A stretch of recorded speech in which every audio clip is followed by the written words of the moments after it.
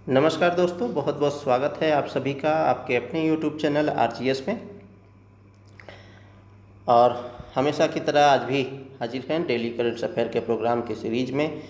इस daily current affair के programme की सीरीज़ में एमसीक्यू और व्याख्या के माध्यम से जो भी पिछले समय में, पिछले दिनों में, पिछले हफ्ते में महत्वपूर्ण खबरें होती हैं, जो आपकी परीक्षा की दृष्टि से बहुत ही महत्वपूर्ण हो सकती हैं, उन खबरों को आप तक पहुंचाना इस चैनल का उद्देश्य है। साथ ही साथ आपको बताते चलें कि इस डेली करंट अफेयर के माध्यम से जो भी एमसीक्यू बन सकता है, उस एमसीक्यू के माध्यम से आपको प्रैक्टिस क्वेश्चन कराया जाता है। साथ ही साथ इसमें स्टैटिक भी पार्ट भी जोड़ा जाता है, ताकि जब आप परीक्षा हाल में बैठें तो ज़्यादा से ज़्यादा प्रश्नों को सही कर सकें। तो चलिए हम लोग सेशन की शुरुआत करते हैं। और पहला प्रश्न ये रहा आपके लिए। तो बायो रेमेडिएशन के संदर्भ में निम्नलिखित कथनों पर विचार कीजिए। तो पहला स्टेटमेंट कह रहा है, इसमें टेरी द्वारा विकसित आयल जैपर या आयली ओरस दो विधियां शामिल है। दूसरा स्टेटमेंट कह रहा है कि इस पद्धति में तेल प्रदूषण को हटाने के लिए बैक्टीरिया का उपयोग किया जाता है। तो आप सभी को बताते चले कि अभी हाल ही में केरल सरकार ने राज्य के तट पर लाइबेरियाई कंटेनर जो जहाज़ था MSC इल्सा 3, जिसे हम लोगों ने कल डेली करंट अफेयर प्रोग्राम में देखा था, तो केरल के तट पर 34 नॉटिकल माइल की दूरी पर डूब गया था और उसमें बहुत सारे खतरनाक रसायन थे, साथ ही साथ ऑयल भी थे। तो इस संदर्भ में आज हम लोग फिर से इसे देखेंगे और विभिन्न प्रकार के जो ऑयल प्रदूषण को रोकने के लिए विभिन्न प्रकार के जो तकनीकी हैं उसे देखेंगे। साथ ही साथ भारत सरकार के जो अधिनियम हैं वो भी देखेंगे। तो चलिए हम लोग इस प्रश्न को पहले देखते हैं। तो बायो रेमेडिएशन के संदर्भ में ये दोनों कथन सही हैं, इसलिए राइट आंसर हमारा क्या हो जाएगा, ऑप्शन सी। चलिए हम लोग व्याख्या को देखें। तो ये रहा कंटेनर जो अभी लाइबेरिया का था और केरल के तट पर डूबा था। तो हाल ही में केरल सरकार ने राज्य के तट पर लाइबेरियाई कंटेनर जहाज MSC ELSA यानी इल्सा के 3 के पलटने और डूबने के बाद राज्यव्यापी पर्यावरणीय आपातकाल की घोषणा की है। इस जहाज में कुल 640 कंटेनर थे, जिनमें से 13 कंटेनर खतरनाक पदार्थ लेकर आ रहे थे। भारतीय तटरक्षक बल ने केरल तट पर संभावित पारिस्थितिक संकट को लेकर के चिंता व्यक्त की है। दरअसल लाइबेरियाई जहाज से तेल का रिसाव हो रहा है और उसमें कैल्शियम कार्बाइड जैसे खतरनाक रसायन मौजूद हैं। बता दें कि कैल्शियम कार्बाइड एक विषैला रसायन है जो समुद्री जल के साथ तीव्र प्रतिक्रिया करके अत्यधिक ज्वलनशील एसिटिलीन गैस बनाता है।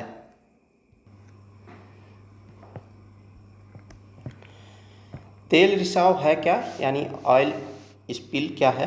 तो तेल रिसाव वह स्थिति है जब मानवीय गतिविधियों के परिणाम स्वरूप तरल पेट्रोलियम हाइड्रोकार्बन समुद्री या अन्य प्राकृतिक परिवेश में फैल जाते हैं।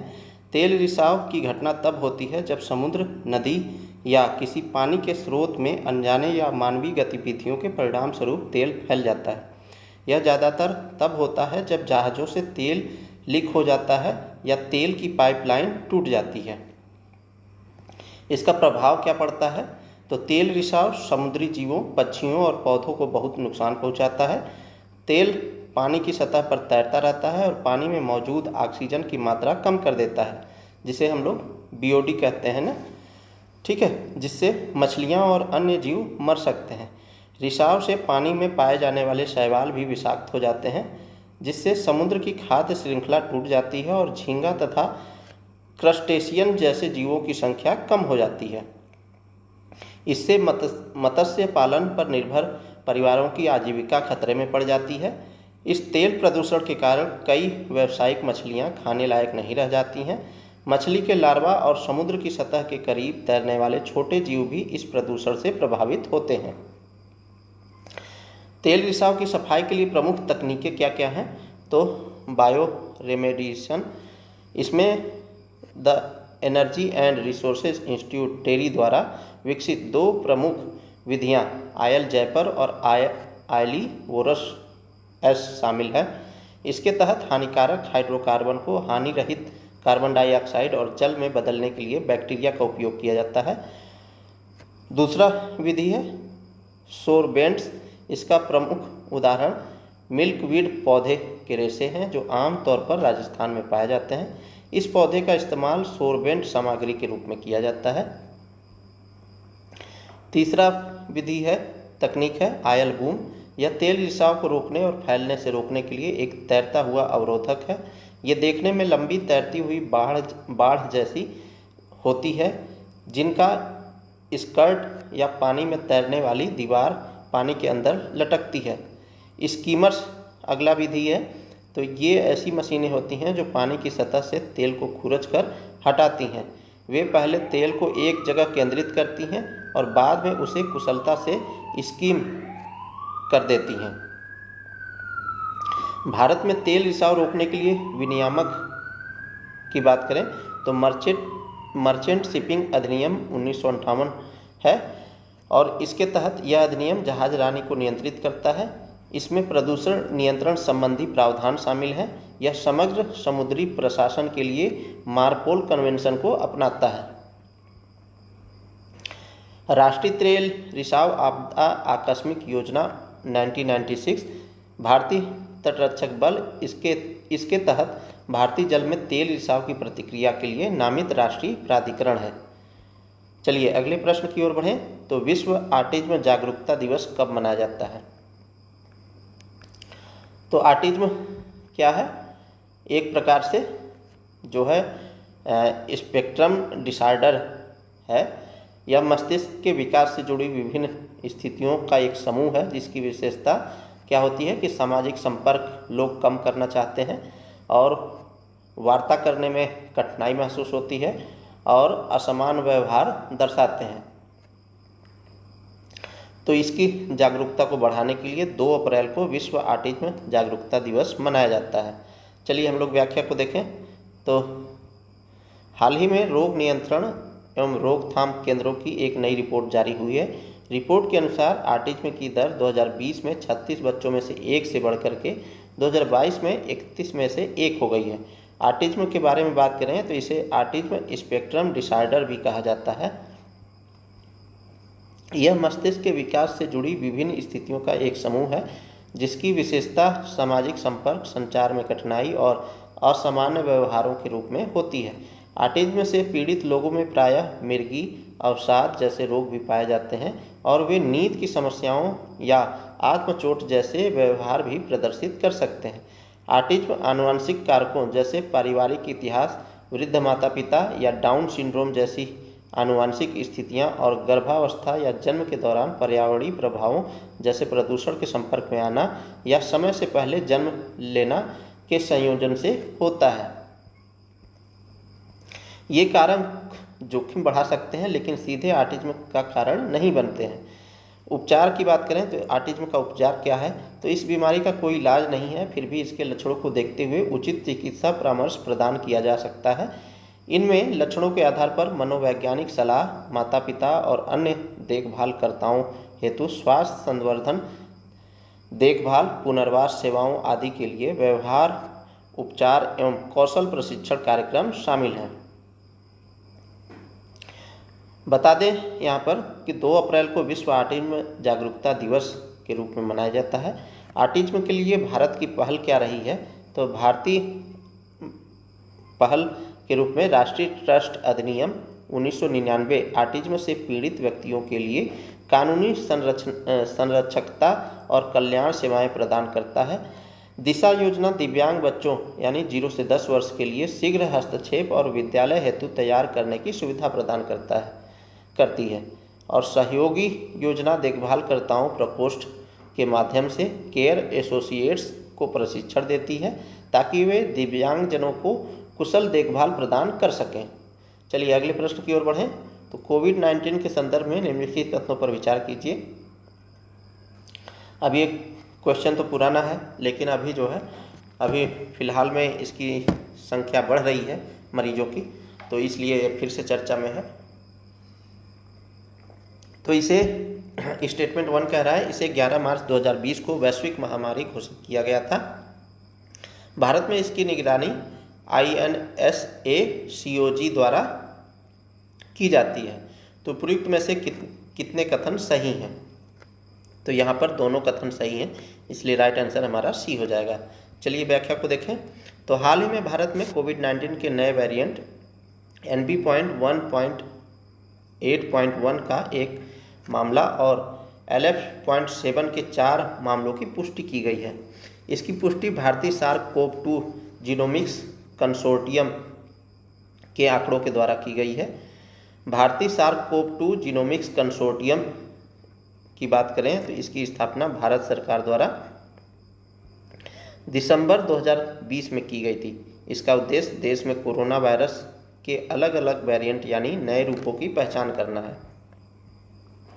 इसे केंद्रीय स्वास्थ्य मंत्रालय और जैव प्रौद्योगिकी विभाग ने वैज्ञानिक एवं औद्योगिक अनुसंधान परिषद तथा भारतीय आयुर्विज्ञान अनुसंधान परिषद यानी ICMR के साथ मिलकर संयुक्त रूप से शुरू किया गया है। यह एक बहु प्रयोगशाला और बहु एजेंसी के तौर पर अखिल भारतीय नेटवर्क के रूप में काम करता है। शुरुआत में इसका ध्यान अंतर्राष्ट्रीय यात्रियों में नए वेरिएंट को ट्रैक करने पर था, लेकिन अब यह भारत के अंदर ही तेज़ी से फैलने वाले वेरिएंट्स पर फोकस करता है। इसके मुख्य कार्य की बात करें तो इसके मुख्य कार्यों में नए वेरिएंट को समय रहते पहचानना ताकि वायरस के फैलने से पहले ही अलर्ट जारी किया जा सके, साथ ही खतरनाक घटनाओं की जांच करना। जिन जगहों पर अचानक ज़्यादा मौतें हो रही हैं या बहुत तेज़ी से संक्रमण फैल रहा है, वहीं इसका कार्य सरकार को सुझाव देना भी है कि कहां किस तरह की पब्लिक हेल्थ रणनीति अपनाई जाए, जैसे लॉकडाउन, टेस्टिंग बढ़ाना और वैक्सीन अभियान तेज करना आदि। कोविड-19 के बारे में आप सभी को पता होगा कि कोविड-19 एक संक्रामक बीमारी है जो SARS-CoV-2 नामक वायरस के कारण होती है। SARS-CoV-2 से मतलब novel severe acute respiratory syndrome corona virus 2 है। यह बीमारी पहली बार दिसंबर 2019 में चीन के वुहान शहर में पाई गई थी। WHO यानी विश्व स्वास्थ्य संगठन ने 11 मार्च 2020 को इसे वैश्विक महामारी घोषित किया था और यह वायरस का प्रसार संक्रमित व्यक्ति के खांसने, छींकने या सांस से निकली बूंदों के जरिए होता है। इसका प्रसार एयरबोर्न ट्रांसमिशन यानी भीड़ भाड़ वाली जगहों में अधिक होता है। इनके लक्षणों में बुखार, सूखी खांसी, सांस लेने में तकलीफ, थकावट, स्वाद और गंध का चला जाना, कुछ मामलों में डायरिया, त्वचा पर चकत्ते या अंगों में दर्द आदि शामिल हैं। इसका कोई निश्चित इलाज नहीं था, लेकिन लक्षणों के आधार पर इलाज किया गया, जिसमें टीकाकरण को विशेष प्राथमिकता दी गई है। चलिए अगले प्रश्न की ओर बढ़ें। तो निम्नलिखित कथनों पर विचार करें। 2 स्टेटमेंट है यहाँ पर और यहाँ पर स्टेटमेंट में से क्या बताना है हमें, उपरोक्त दिए गए कथनों में से कौन से सही हैं। तो पहला स्टेटमेंट कह रहा है कि PM E-ड्राइव योजना के तहत देश में 72,000 सार्वजनिक EV चार्जिंग स्टेशन स्थापित किए जाएंगे। दूसरा स्टेटमेंट कह रहा है कि फेम 2 योजना 2015 से 2019 तक लागू थी। तो सही कथन का चयन करना है। तो आप सभी को बताते चलें कि अभी जो है नई योजना लॉन्च की गई है PM E-ड्राइव योजना, और इसके तहत 72,000 सार्वजनिक EV चार्जिंग स्टेशन स्थापित किए जाएंगे। और फेम 2 जो योजना है ये 2015 से 19 तक नहीं थी, बल्कि ये फेम 1 जो है 15 से 19 तक थी। फेम 2 जो है 2019 से 2024 तक के लिए थी। तो यहाँ पर सही विकल्प का चयन करना है, तो केवल एक यानी ए ऑप्शन हमारा सही हो जाएगा। चलिए हम लोग व्याख्या को देखें। तो हाल ही में PM E-ड्राइव के तहत पूरे भारत में 72,000 सार्वजनिक EV चार्जिंग स्टेशन स्थापित करने के लिए 2,000 करोड़ रुपए आवंटित किए गए हैं। बता दें कि इन स्टेशनों को 50 राष्ट्रीय राजमार्ग गलियारों के साथ साथ मेट्रो शहरों, टोल प्लाजा, रेलवे स्टेशनों, हवाई अड्डों, ईंधन आउटलेट और राजमार्गों जैसे उच्च यातायात स्थलों पर रणनीतिक रूप से तैनात किया जाएगा। पीएम ई ड्राइव योजना की बात करें तो पीएम ई ड्राइव का पूरा नाम PM electric drive revolution in innovative vehicle enhancement योजना है। इस योजना का लक्ष्य इलेक्ट्रिक वाहन यानी ईवी के उपयोग को बढ़ाना और देश भर में आवश्यक चार्जिंग इंफ्रास्ट्रक्चर स्थापित करना है। इसे फेम सेकंड की जगह लॉन्च किया गया है। इसमें इलेक्ट्रिक दोपहिया वाहनों, इलेक्ट्रिक तिपहिया वाहनों, ई एम्बुलेंस, ई ट्रकों और अन्य उभरते ईवी के लिए 3679 करोड़ रुपए की प्रोत्साहन या सब्सिडी प्रदान की गई है। भारी उद्योग मंत्रालय योजना के तहत मांग प्रोत्साहनों का लाभ उठाने के लिए ईवी खरीदारों के लिए ई वाउचर पेश कर रहा है। ईवी की खरीद के समय योजना पोर्टल खरीदार के लिए आधार सत्यापित ई वाउचर उत्पन्न करेगा। इस ई वाउचर पर खरीदार के हस्ताक्षर होंगे और इसे योजना के तहत मांग प्रोत्साहनों का लाभ उठाने के लिए डीलर को प्रस्तुत किया जाएगा ताकि छूट मिल सके। चलिए फेम योजना के बारे में देख लें, जो इसके जगह पर पीएम ई ड्राइव योजना लाई गई है। तो फेम यानी हाइब्रिड और इलेक्ट्रिक वाहनों का तेज़ी से अपनाना और विनिर्माण। नीति का उद्देश्य वाहनों से होने वाले उत्सर्जन को कम करना, जिसमें गैर जीवाश्मी ईंधन का उपयोग किया जाता था, ईंधन की खपत में कमी लाना ताकि जो है हमारी ऑयल इंपोर्ट है वो कम हो सके, और टिकाऊ परिवहन को प्रोत्साहित करना, सस्टेनेबल रहे, ठीक है, और इससे हमारी डॉलर की भी बचत होगी। इसे 2015 में राष्ट्रीय इलेक्ट्रिक मोबिलिटी मिशन योजना के तहत पेश किया गया था। इसके प्रमुख चरण थे फेम 1 यानी फेज 1 की बात कर रहा है, फेम 1 के रूप में 2015 से 2019 के बीच में थी, और इलेक्ट्रिक और हाइब्रिड वाहनों की खरीद के लिए प्रोत्साहन प्रदान करने पर ध्यान केंद्रित किया गया था और चार्जिंग बुनियादी ढांचे के विकास पर समर्थन किया गया। इसका उद्देश्य सार्वजनिक और निजी क्षेत्रों में स्वच्छ गतिशीलता को बढ़ावा देना था। वहीं फेम सेकंड की बात करें तो 2019 से 2024 तक के लिए था। इसके दायरे का विस्तार किया गया है, विशेष रूप से सार्वजनिक परिवहन, ई बसों, दोपहिया और तिपहिया वाहनों में इलेक्ट्रिक वाहनों को अपनाने को प्रोत्साहित करने के लिए 1.19 बिलियन अमेरिकी डॉलर प्रदान किए गए हैं।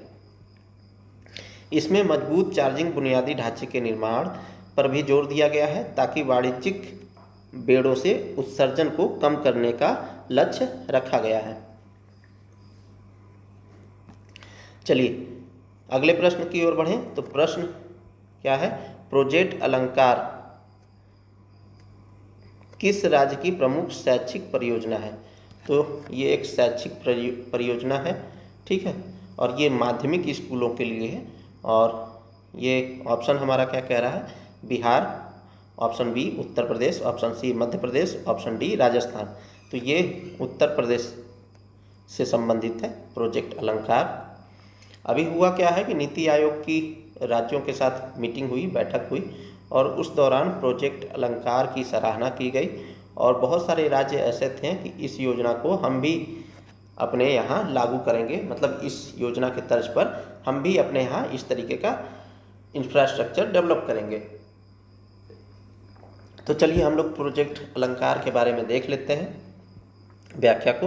तो परियोजना अलंकार यानी प्रोजेक्ट अलंकार उद्देश्य और इसकी विशेषताओं की बात करें तो उत्तर प्रदेश सरकार की एक प्रमुख फ्लैगशिप पहल है जिसे 1 अक्टूबर 2021 को शुरू किया गया था।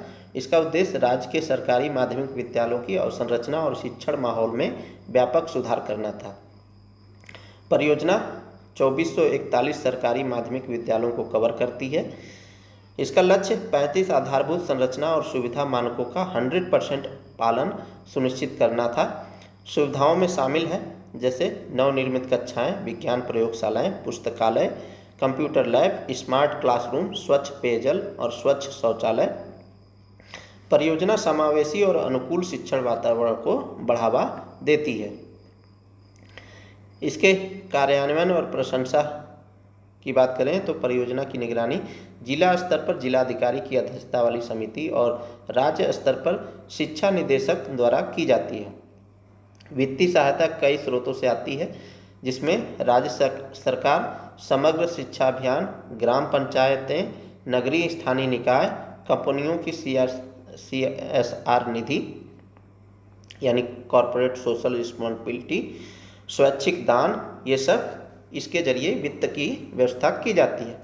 यह मॉडल प्रधानमंत्री नरेंद्र मोदी की अध्यक्षता में हुई NDA शासित राज्यों की बैठक में प्रस्तुत किया गया।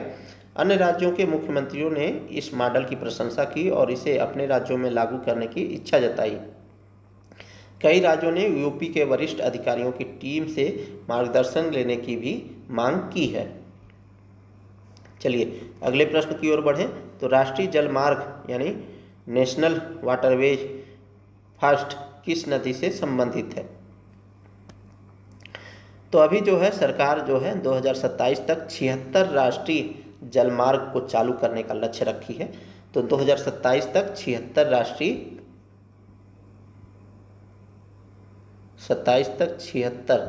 राष्ट्रीय जलमार्ग संचालित करने की योजना बना रही है। और इस संदर्भ में ये प्रश्न है, तो यह किस नदी पर है? राष्ट्रीय जलमार्ग 1, तो option A Brahmaputra, option B Barak, option C Ganga, option D Godavari. तो यह जो है ऑप्शन सी गंगा पर अवस्थित है। चलिए हम लोग बात करें तो अंतर्देशीय जलमार्गों का विकास और विस्तार की बात करें तो वर्ष 2027 तक 76 राष्ट्रीय जलमार्ग को चालू करने का लक्ष्य है। कार्गो वॉल्यूम 156 मिलियन टन प्रति वर्ष तक बढ़ाने की संभावना है, जो मार्च 2026 तक है। और अंतर्देशीय जल परिवहन का विस्तार 11 राज्यों से बढ़ाकर 23 राज्यों और 4 केंद्र शासित प्रदेशों तक किया जाएगा। 500 करोड़ की योजना अगले 5 वर्षों में पूर्वोत्तर भारत के लिए प्रस्तावित है, ताकि वहाँ भी कनेक्टिविटी बढ़ सके। और जनवरी 2025 में 1400 करोड़ के प्रोजेक्ट लॉन्च घोषित हुए हैं। और पूर्वोत्तर भारत में देखे होंगे किस तरीके से कालाधान प्रोजेक्ट को चालू करने के लिए भारत तत्पर है, और वो जो है म्यांमार को पश्चिम बंगाल से जोड़ेगा, जिसकी लंबाई 539 किलोमीटर है। ठीक है, कल के करंट अफेयर में हमने इसे कालाधान प्रोजेक्ट को शामिल किया था।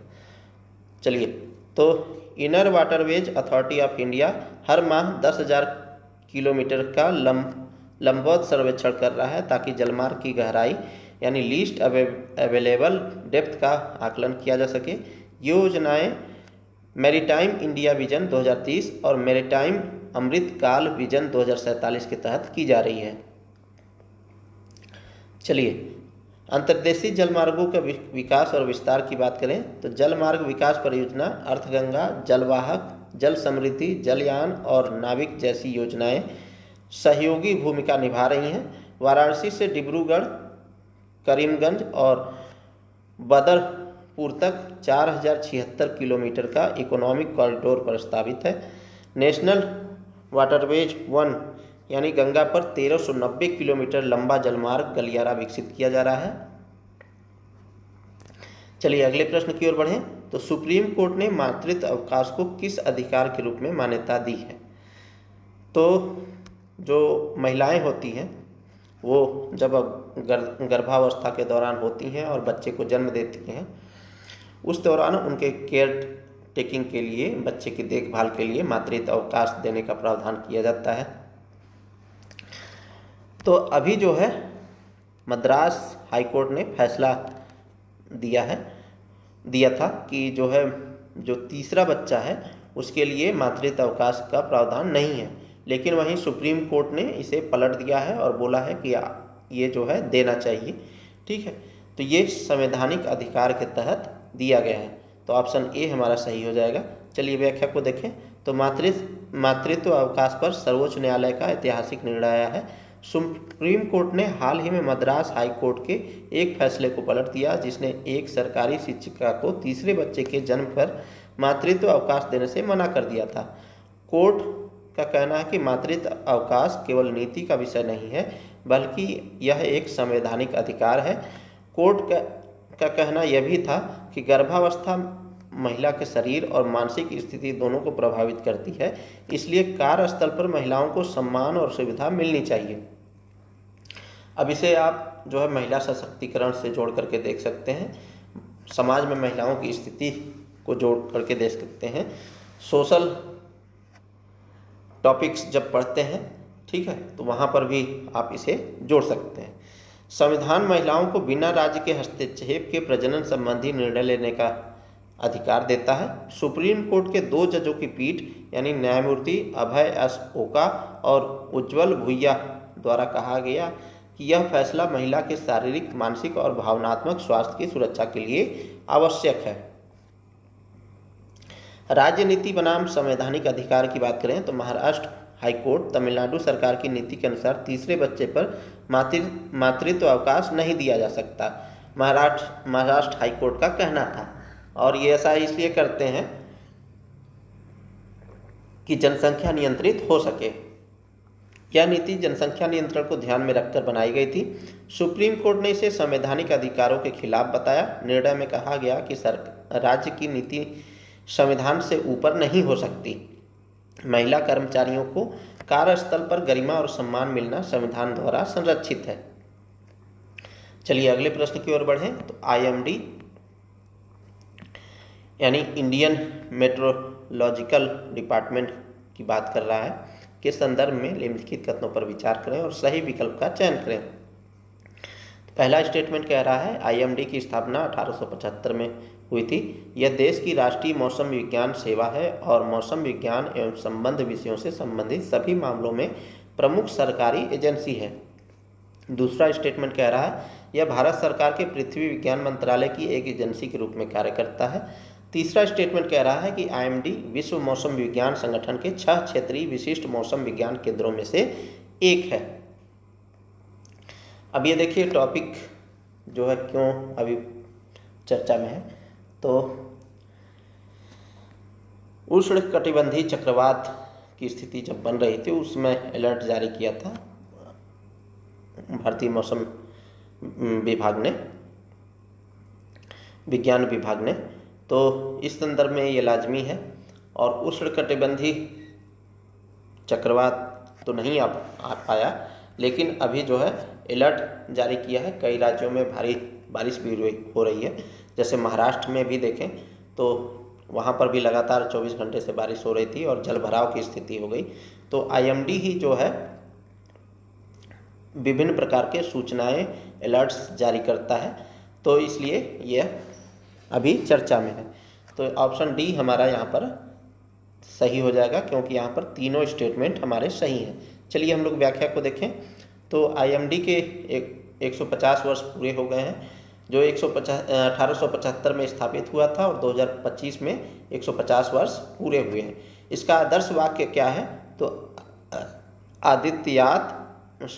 आदित्यात जयते जायते वृष्टि, यानी राष्ट्र सेवा के 150 वर्ष पूरे हुए। ठीक है, चलिए भारत मौसम विज्ञान विभाग है क्या, तो इसके परिचय की बात करें तो IMD की स्थापना 1875 में हुई थी। यह देश की राष्ट्रीय मौसम विज्ञान सेवा है और मौसम विज्ञान एवं संबंध विषयों से संबंधित सभी मामलों में प्रमुख सरकारी एजेंसी है। यह भारत सरकार के पृथ्वी विज्ञान मंत्रालय की एक एजेंसी के रूप में कार्य करती है। IMD विश्व मौसम विज्ञान संगठन के 6 क्षेत्रीय विशिष्ट मौसम विज्ञान केंद्रों में से एक है।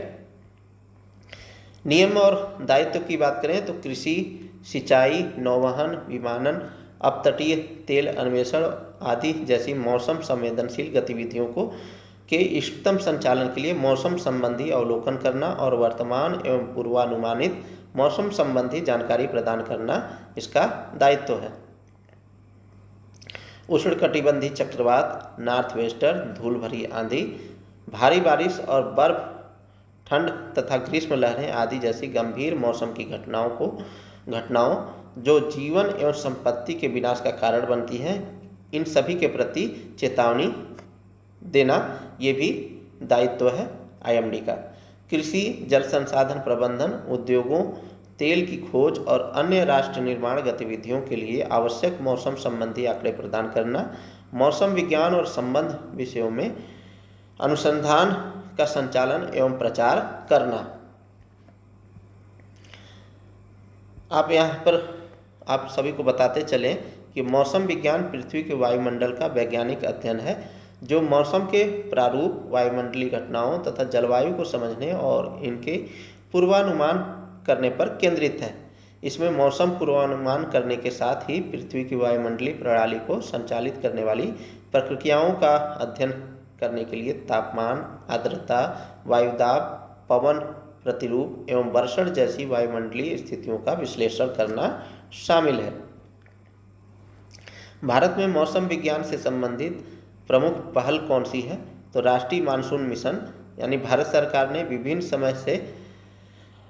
समय के आधार पर मानसूनी वर्षा के लिए एक अत्याधुनिक गतिशील पूर्वानुमान प्रणाली विकसित करने की दृष्टि से वर्ष 2012 में राष्ट्रीय मानसून मिशन लॉन्च किया था।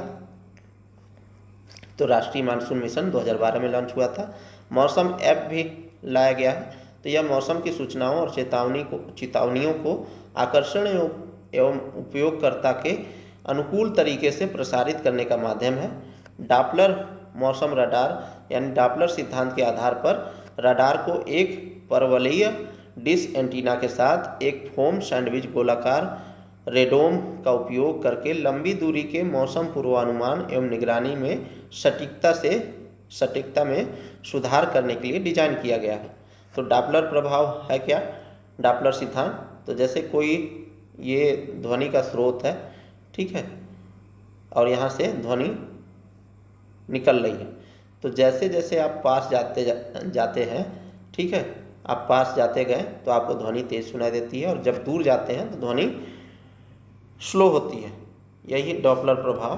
तो DWR वर्षों की तीव्रता, पवन और वेग को मापने के साथ तूफान के केंद्र और बवंडर की दिशा ज्ञात करने के लिए एक उपकरण है। तो यह था दोस्तों डेली करंट अफेयर का आज का प्रोग्राम। उम्मीद करते हैं आप सभी को पसंद आया होगा, और इस वीडियो को बनाने में बहुत ही मेहनत लगती है दोस्तों। तो आप सभी से यही गुजारिश है कि आप लोग ज़्यादा से ज़्यादा अपने ग्रुप में, अपने व्हाट्सएप ग्रुप में, अपने टेलीग्राम ग्रुप में, जहाँ भी हो सके इसे शेयर करें, फेसबुक पर लगाएं, इंस्टाग्राम पर लगाएं, ताकि हमारा भी मनोबल बढ़े और हम आपके लिए कुछ और भी बेहतर कर सकें। साथ ही साथ आप अपने सुझाव इस कमेंट बॉक्स में दे सकते हैं, वीडियो के कमेंट बॉक्स में, कि आपको किस तरीके से और इसमें सुधार करने की ज़रूरत है, मतलब आप बेहतर कर सकते हैं, ठीक है। तो इन्हीं सब बातों के साथ मिलते हैं किसी अन्य वीडियो में। तब तक के लिए बहुत बहुत शुक्रिया, बहुत बहुत धन्यवाद। जय हिंद दोस्तों।